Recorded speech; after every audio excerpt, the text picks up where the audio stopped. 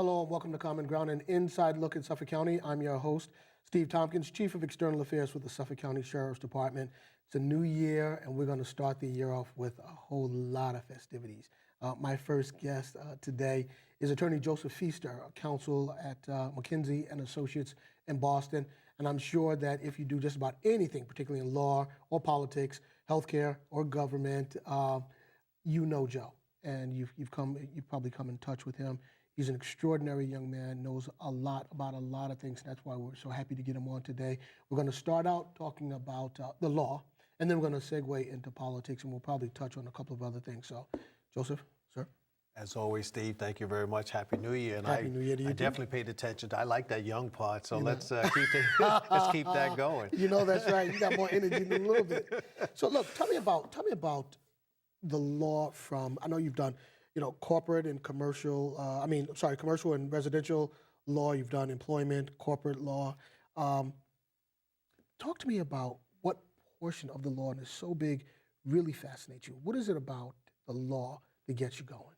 Well, it's interesting that you asked that, because when I initially thought I wanted to go into law, I wanted to go into criminal law. I mean, I'm the days of the good F. Lee Bailey and also Perry Mason.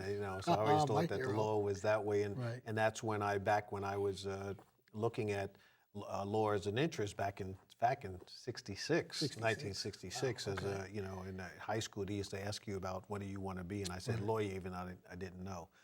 But I came out doing labor law, and then I went to work in at Prudential Insurance Company, and later after that to work in the Dukakis administration and government as Assistant Secretary and General Counsel. So it's just an array of law that I do. My more recent practice has been in real estate and in zoning and licensing, and I just find that to be a fascinating area.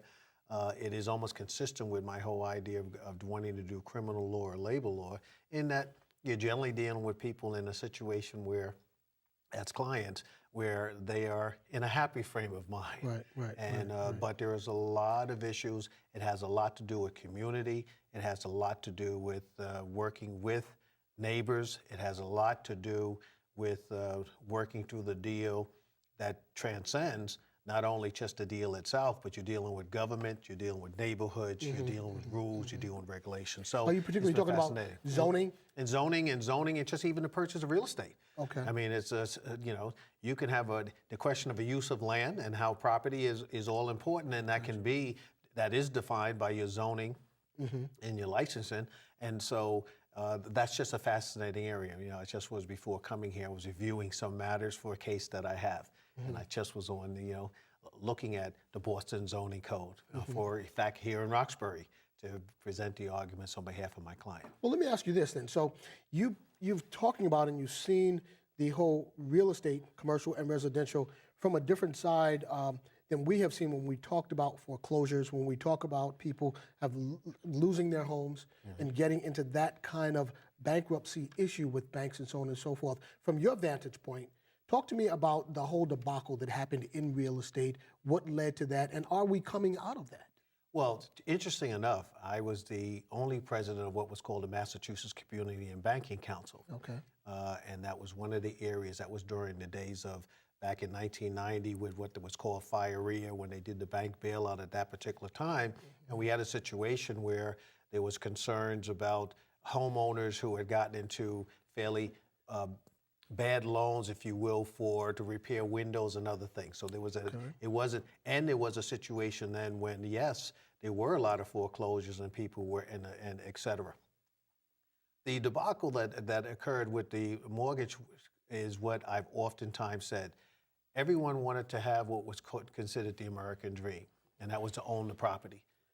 I found during my 37 years of practice, there are some folks who should not be purchasers of property. And what was happening was that the mortgage market allowed for people who were nowhere financially equipped to be able to get mortgages. Now, just think about it. Is a person who is making $20,000 a year buying a $300,000, $400,000 home. Right. The most that they're going to own that property is maybe 3 payments, and then they would sometimes give them on the back end in terms of the payment. So there was a slew of people who benefited. The losers in that equation was the homeowner, And who now the invested some taxpayers. money. I'm getting to Yeah. I'm getting to us. Right.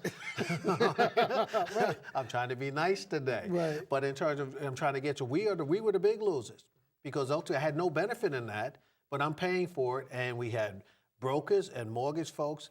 Now they're doing some things as far as having some of the banks make restitution. I'm not sure where all those billions of dollars are going. I know it's not going into any of my tax account. Right.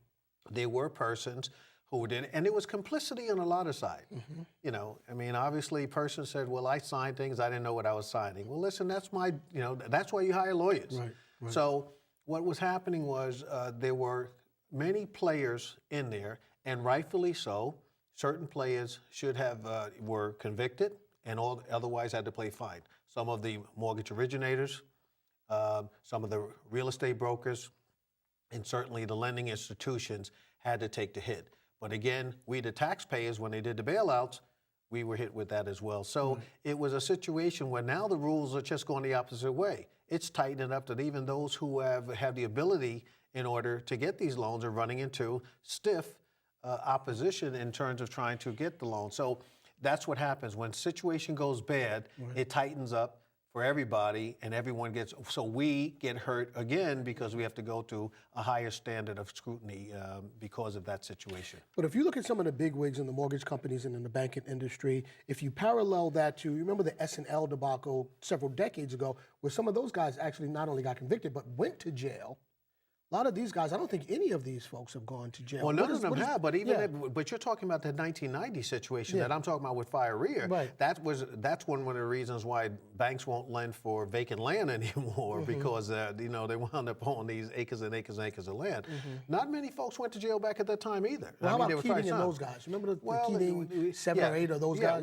Yeah, 7, 8, but there's probably was 700s of them. Right. No, So you there got it were a right. few that were did, and there were probably some that were made the example of, and I don't have the recall right now in terms of the specifics.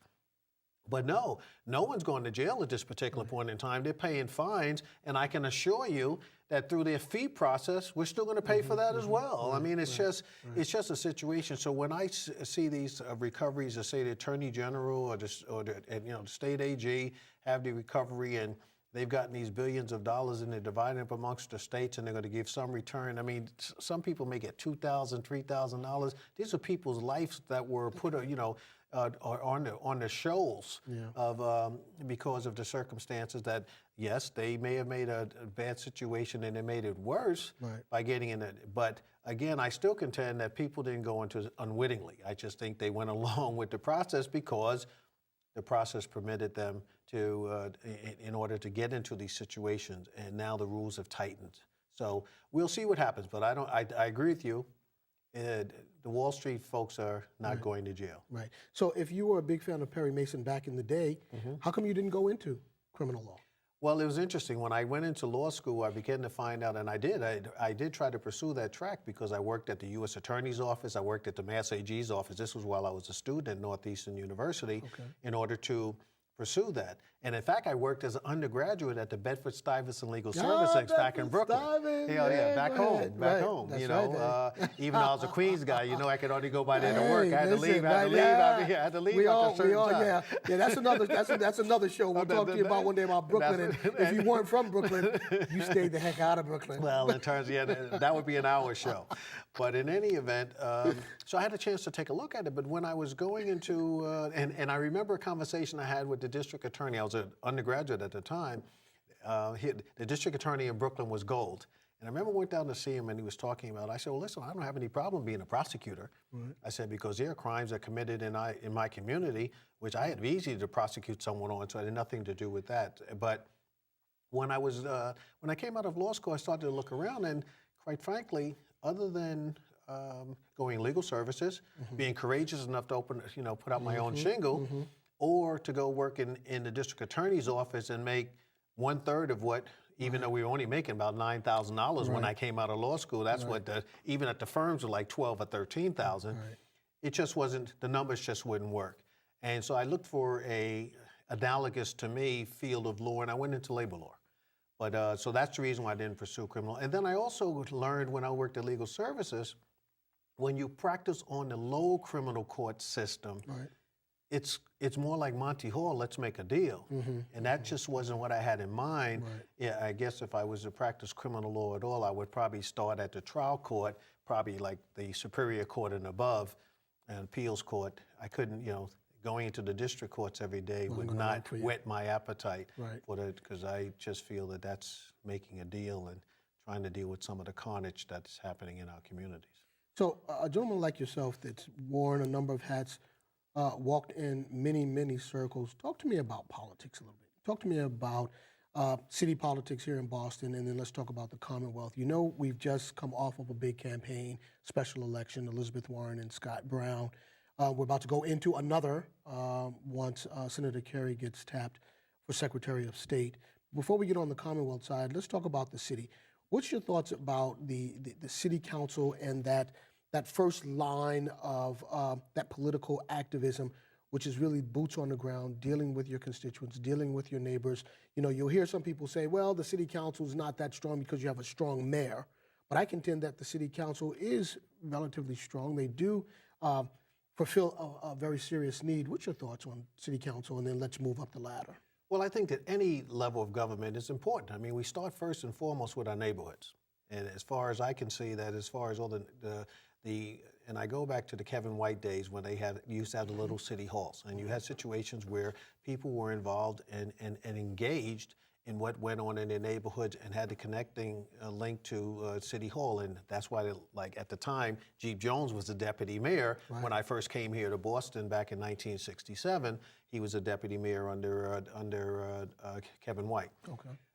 So I start with the premise that I believe in street politics. I mean, from street to precinct. You know, that's how you build. And the person who I saw who did that extremely well was John McDonough when he ran for state representative. Okay. Knocked on every door, and that's the testament that they say that Senator Warren, Elizabeth Warren used, which was successful in terms of her being successful in becoming our state senator, so U.S. senator. So again, it's important. So you can't discount any political body.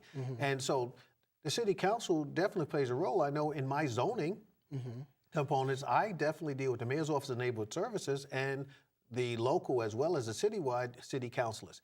As you know, Councilor Murphy, once again, has been elected to the council president. Right. I placed a call and congratulate him for that particular effort. I've had dealings with all of the councilors throughout their district. And that's a likelihood and I was there when Mayor Menino was that councilor, coming from a district councilor to the council president. Right. Ray Flynn goes to the Vatican. Mayor Menino becomes the acting mayor. I was very involved with his administration, very involved with his particular campaign. So it can happen that could be a stepping stone to mayoralty or any other position within the state or even nationally. So I say for our community, particularly the communities of color, we can't take any of that for granted. We got to get involved and be engaged in the political process, and that has been my concern and complaint over the years, that we just haven't gotten a lot of folks to understand that their vote counts, and that's what's going to allow us to be able to get power and influence in the city, in the state, and nationally. But going back to 2004, when Andrea Cabral was tapped as the sheriff, African-American female, to be sheriff of Suffolk County, from that point forward, there's been a wave of folk of color that have gotten into political life. A lot on the city council, Governor Patrick himself being a person of color. What do you think about that dynamic with this new young cadre of folk of color that's now representing the city council and representing their districts, and I think one or two at large?